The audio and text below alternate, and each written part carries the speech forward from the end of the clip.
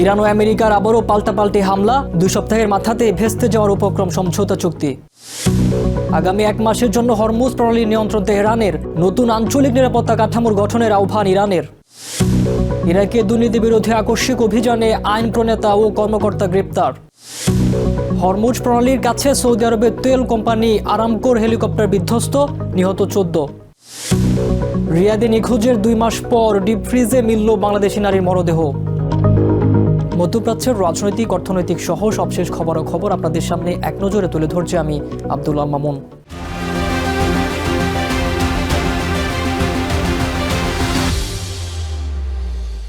মাত্র 2 সপ্তাহ আগে 4 মাসের রক্তক্ষয়ী যুদ্ধ শেষে স্বাক্ষরিত ইরান আমেরিকার অন্তর্বর্তীকালীন শান্তি চুক্তি এখন চরম হুমকির মুখে। পারস্য উপসাগরে একটি তেলবাহী ট্যাঙ্কারে ড্রোন হামলার জের ধরে ইরানি সামরিক ঘাঁটিতে দ্বিতীয় দফায় বিমান হামলা চালিয়েছে ইউএস সেন্ট্রাল কমান্ড। জবাবে রবিবার কুয়েত ও বাহরাইনে অবস্থিত আমেরিকান সামরিক ঘাঁটিতে একযোগে ব্যালিস্টিক ক্ষেপণাস্ত্র ও ড্রোন হামলা চালিয়েছে ইরানের আইআরজিসি। শান্তি চুক্তি লঙ্ঘনের জন্য 2 পক্ষই এখন একে অপরকে দায়ী করছে।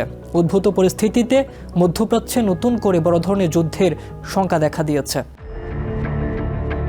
পারস্য উপসাগরে পানামার পতাকাবাহী জ্বালানি তেলের ট্যাঙ্কারে হামলার জের ধরে আবারও ইরানের সিরিক উপকূলের ক্ষেপণাস্ত্র, ড্রোন সংরক্ষণাগার এবং রাডার সাইট লক্ষ্য করে বিমান হামলা চালিয়েছে US central command. President Donald Trump সামাজিক মাধ্যমে পুনরায় হামলার কথা জানিয়ে বলেন, তেহরান চুক্তি লঙ্ঘন করলে সামরিকভাবে এই কাজ শেষ করা হবে, যার ফলে ইরানের কোনো অস্তিত্ব থাকবে না। শনিবারের এই হামলার জবাবে রবিবার ভোরে কুয়েতের আলী আল সালেম বিমান ঘাঁটি এবং বাহরাইনে মোতায়েন আমেরিকার 5ম নৌবহরের 8টি গুরুত্বপূর্ণ স্থাপনা লক্ষ্য করে ক্ষেপণাস্ত্র ও ড্রোন হামলা করেছে ইরান। উপসাগরীয় অঞ্চলে আমেরিকান ঘাঁটিগুলো আগামী দিনগুলোতে জাহান্নামের অভিজ্ঞতা পাবে বলে কড়া হুঁশিয়ারি দিয়েছে আইআরজিসির নৌ কমান্ড। আমরা শুরু থেকেই যেমনটা অনুমান করেছিলাম, শত্রু খুবই প্রতারক, অবিশ্বস্ত এবং প্রতিশ্রুতি ভঙ্গকারী। আলোচনার যে কোনো পর্যায়ে তারা উস্কানিমূলক আচরণ করতে পারে। তবে শত্রু যে পদক্ষেপই নিক না কেন, আমরা তার জবাব দিয়েছি এবং দিয়ে যাব। যদি তারা আবারও চুক্তি বা যুদ্ধবিরতি লঙ্ঘন করে, তবে আমাদের এবারের প্রতিরোধ আগের চেয়েও অনেক বেশি শক্তিশালী হবে। ইরানের এই হামলায় বাহরাইনের একটি আবাসিক ভবন ক্ষতিগ্রস্ত হলেও কোনো হতাহতের খবর পাওয়া যায়নি। তবে জিসিসির যৌথ প্রতিরক্ষা চুক্তির নীতি স্মরণ করিয়ে দিয়ে এই আক্রমণকে পুরো উপসাগরীয় অঞ্চলের সার্বভৌমত্বের উপর আঘাত অভিহিত করে তীব্র নিন্দা জানিয়েছে বাহরাইন।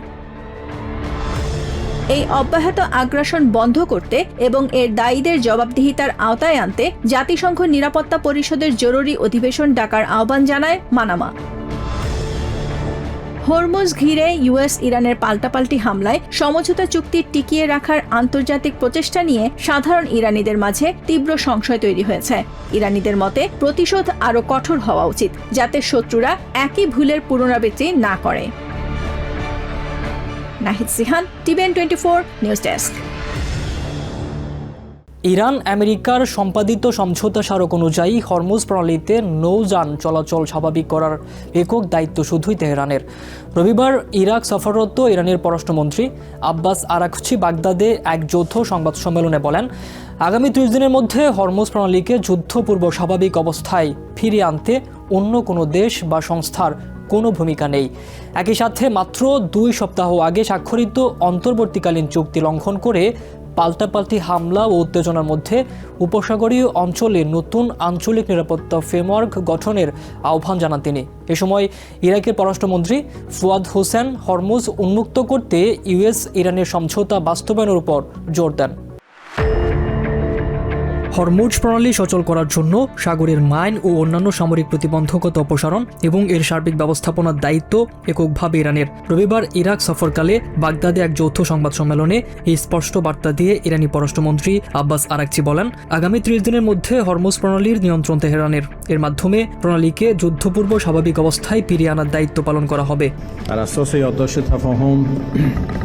আমেরিকার সাথে স্বাক্ষরিত সমঝোতা স্মারক অনুযায়ী আগামী 30 দিনের মধ্যে হরমুজ প্রণালী যুদ্ধপূর্ব অবস্থায় ফিরিয়ে আনা হবে।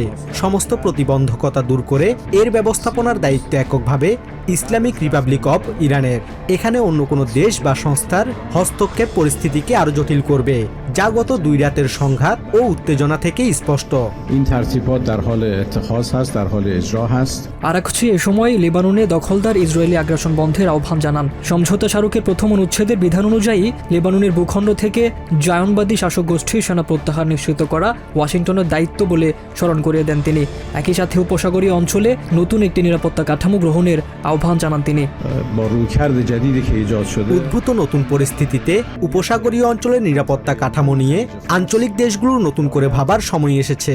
আমাদের এমন এক ফ্রেমওয়ার্ক তৈরি করতে হবে যা এই অঞ্চলের সব দেশকে অন্তর্ভুক্ত করবে এবং যে কোনো বহিরাগত শক্তির উপস্থিতি বা হস্তক্ষেপকে পুরোপুরি বর্জন করবে। بدون حضور و دخالت هیچ کشوری নতুন নিরাপত্তা কাঠামোয় উপসাগরীয় সহযোগিতা পরিষদ বা জিসিবিভুক্ত 6 দেশের সাথে ইরান যুক্ত করার নতুন এই প্রস্তাবকে 6+2 ফরম্যাটে আলোচনার শুরুর প্রস্তাব করেন ইরাকের পররাষ্ট্রমন্ত্রী ফুয়াদ হোসেন, যা সমর্থন করে ইরাকি সরকারের সাথে সহযোগিতা করতে প্রস্তুত বলে জানান আরাকচি। যৌথ সংবাদ সম্মেলনে ইরাকের পররাষ্ট্রমন্ত্রী ইরান দুই পক্ষকে হরমুজ প্রণালী উন্মুক্ত করতে সমঝোতা স্মারক বাস্তবায়নের জোর দাবি জানান। একই সাথে ইরানের সামরিক অভিযানের নিন্দা জানান ইরাকি পররাষ্ট্রমন্ত্রী। আমরা হরমুজ প্রণালী উন্মুক্ত করতে এবং ইরানের ওপর থেকে নৌ অবরোধ তুলে নেয়ার লক্ষ্যে আমেরিকা ও ইরানের মধ্যে হওয়া সমঝোতা বাস্তবায়নের ওপর জোর দিচ্ছি।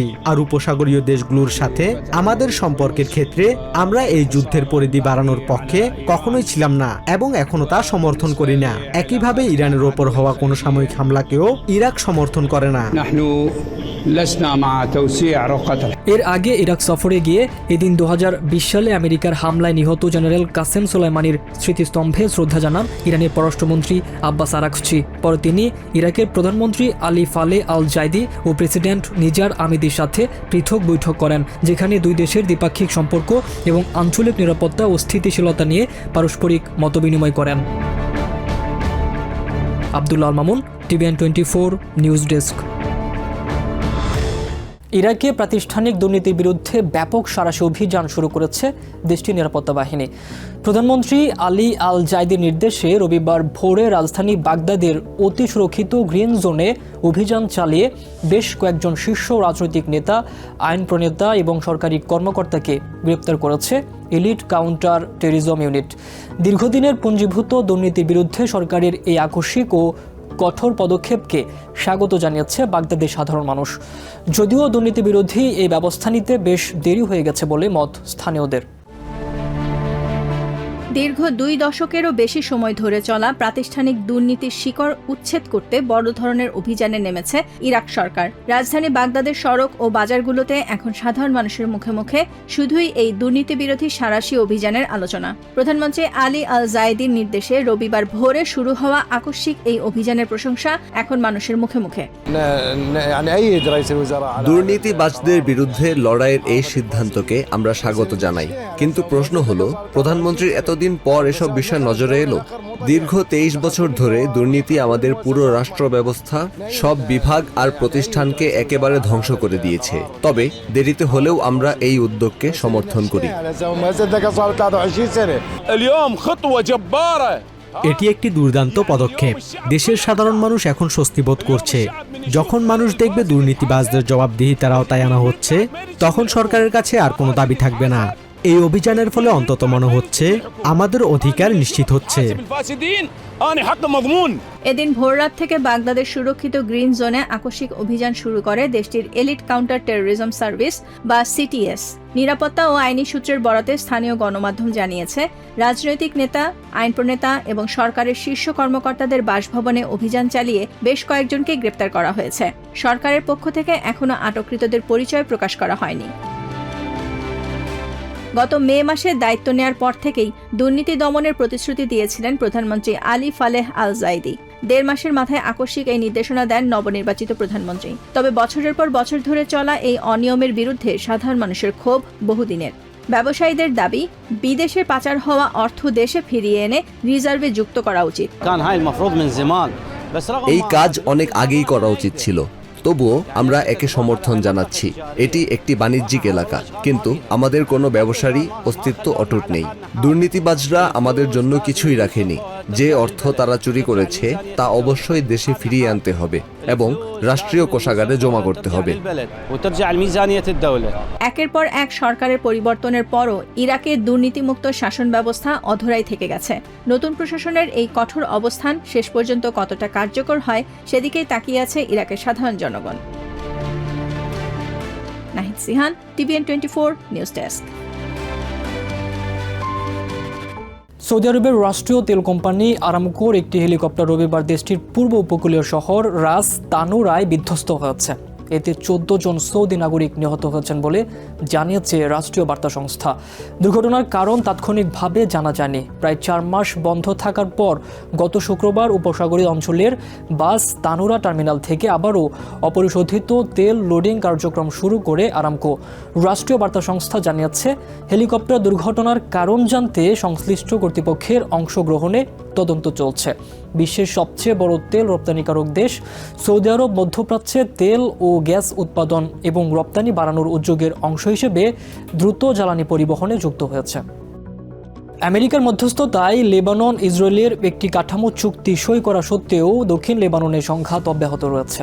রবিবার ইসরায়েলি সামরিক বাহিনী IDF জানিয়েছে, আগের রাতে দক্ষিণ লেবাননে হিজবুল্লাহর সাথে সংঘর্ষে এক IDF সেনা নিহত এবং একজন আহত হয়েছেন। দক্ষিণের দের সিরিয়ান গ্রামে একটি ভবনে প্রবেশের সময় হিজবুল্লাহ যোদ্ধাদের সাথে ওই সংঘর্ষ হয়।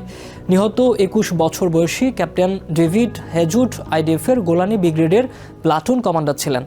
এই ঘটনার পর IDF নাবাতিয়ে এলাকায় বিমান হামলা চালিয়ে বেশ কয়েকজন হিজবুল্লাহ যোদ্ধাকে হত্যা করে এবং একটি রকেট লঞ্চার ধ্বংসের দাবি করেছে। লেবাননের রাষ্ট্রীয় গণমাধ্যমও দের সিরিয়ান ও তাইবে শহরের কাছে নতুন করে ইসরায়েলি বিমান হামলার খবর নিশ্চিত করেছে, তবে সেখানে তাৎক্ষণিকভাবে কোনো হতাহতের তথ্য পাওয়া যায়নি। ইসরায়েলি বিমান ও স্থল হামলায় ব্যাপক ক্ষতিগ্রস্ত হয়েছে লেবাননের হাজার বছরের পুরনো ঐতিহাসিক ও প্রত্নতাত্ত্বিক নিদর্শন। ইউনেস্কো ঘোষিত বিশ্ব ঐতিহ্যবাহী স্থান টার শহরের প্রাচীন রোমান সভ্যতার স্মৃতিচিহ্ন থেকে শুরু করে নাবাতিয়ে এর মামলুক আমলের বাজার সব জায়গাতেই ধ্বংসের ক্ষত। এক সপ্তাহ আগে যুদ্ধবিরতি কার্যকর হলেও দক্ষিণ লেবাননে এখনও ইসরায়েলি বাহিনীর দখলদারিত্ব বজায় থাকায় ক্ষয়ক্ষতির সম্পূর্ণ চিত্র নিরূপণ করা সম্ভব হয়নি। লেবানন সরকারের অভিযোগ, পরিকল্পিতভাবে তাদের ইতিহাস ও ঐতিহ্যকে মুছে ফেলতেই এই ধ্বংসযজ্ঞ চালানো হয়েছে। প্রায় 5000 বছরের প্রাচীন বন্দর নগরী লেবাননের টায়ার শহর। গ্রিক বীর আলেকজান্ডার থেকে শুরু করে রোমান, ফিনিশীয় আর মামলুকদের বহু সভ্যতার সাক্ষী এই শহর। কিন্তু সাম্প্রতিক ইসরায়েলি হামলায় ইউনেস্কো স্বীকৃত এই বিশ্ব ঐতিহ্যের রোমান স্তম্ভ ও প্রাচীন স্থাপত্যগুলো ধুলোয় মিশে গেছে। হামলাটি একদম আমাদের গা ঘেঁষে হয়েছে। ঐতিহাসিক একটি বাড়িতে বোমা লাগায় আমাদের এই রোমান মোজাইকটি মারাত্মকভাবে ক্ষতিগ্রস্ত হয়েছে। প্রায় 2000 বছরের পুরনো মোজাইকটি দেখে মনে হচ্ছে নিচ থেকে কোনো বিস্ফোরণ বা ভূমিকম্প এটি তছনছ করে দিয়েছে। ভেতরের ফাটলগুলো মেরামতে অন্তত 1 বছর সময় লাগবে। 1984 সাল থেকে টায়ার শহর বিশ্ব ঐতিহ্যের অংশ। আন্তর্জাতিক নিয়ম অনুযায়ী যুদ্ধকালীন বিশেষ সুরক্ষার আওতাভুক্ত ছিল এই শহর। তারপরও একের পর এক হামলায় প্রাচীন এই সভ্যতার কেন্দ্রটি আজ ধ্বংসস্তূপে পরিণত হয়েছে। 1984 সাল থেকে টায়ার ইউনেস্কোর বিশ্ব ঐতিহ্যের অংশ। এই শহর প্রজন্মের পর প্রজন্ম ধরে সংস্কৃতি ও সভ্যতাকে ধারণ করে আসছে। আন্তর্জাতিকভাবে সুরক্ষিত এই শহরটি কোনো দ্বন্দ্বে বা সংঘাতের নিশানা হওয়ার কথা ছিল না। ইসরায়েলের 4 মাস ব্যাপী সামরিক অভিযানে কেবল ঐতিহাসিক নিদর্শনেই আঘাত লাগেনি, বরং দক্ষিণ লেবাননের সীমান্ত ঘেঁষা প্রায় 60টি গ্রামকে বুলডোজার দিয়ে মাটির সাথে মিশিয়ে দেওয়া হয়েছে। দেশটির সংস্কৃতি বিষয়ক মন্ত্রী গাসাম সালামে বলেন, ঐতিহ্য বলতে শুধু রোমান বা ফিনিশীয় যুগের প্রাচীন নিদর্শনকেই বোঝায় না। ঐতিহাসিক ভবন, প্রত্নতাত্ত্বিক স্থান এবং সাংস্কৃতিক কেন্দ্রগুলোও এর অংশ। অথচ ঐতিহাসিক বিউফোর্ট দুর্গের মাথায় এখন উড়ছে ইসরায়েলি পতাকা। এর আগে সংঘাতগুলোতে নির্দিষ্ট কিছু ভবন বা স্কুল ধ্বংস হতো, কিন্তু এবারের পার্থক্য হলো অত্যন্ত সুপরিকল্পিতভাবে আস্ত গ্রাম, জনপদ এবং পুরো শহরকে ধ্বংস করে ফেলা হয়েছে। গাসান সালামে আরও জানান, দেশের অভ্যন্তরে দখলদার ইসরায়েলি সেনাদের অবস্থানের কারণে ক্ষতিগ্রস্ত এলাকা পরিদর্শন এবং এখনো সম্ভাব্য ক্ষয়ক্ষতি নিরূপণ করা যায়নি। অনেক এলাকায় প্রবেশ করতে পারছেন না সরকারি কর্মকর্তারা। ইউনেস্কো এই ধ্বংসযজ্ঞের তীব্র নিন্দা জানালেও লেবাননের আশঙ্কা, এই অপূরণীয় ক্ষতির কারণে তাদের বহু শতাব্দীর ইতিহাস চিরতরে মুছে যেতে পারে। Basudebnath, TVN 24 news desk. Saudi আরবের রিয়াদে মারগাব এলাকার একটি আবাসিক বাসার ডিপ ফ্রিজ থেকে 2 মাস ধরে নিখোঁজ থাকা রত্না নামের এক বাংলাদেশি নারী গৃহকর্মীর মরদেহ উদ্ধার করেছে স্থানীয় পুলিশ।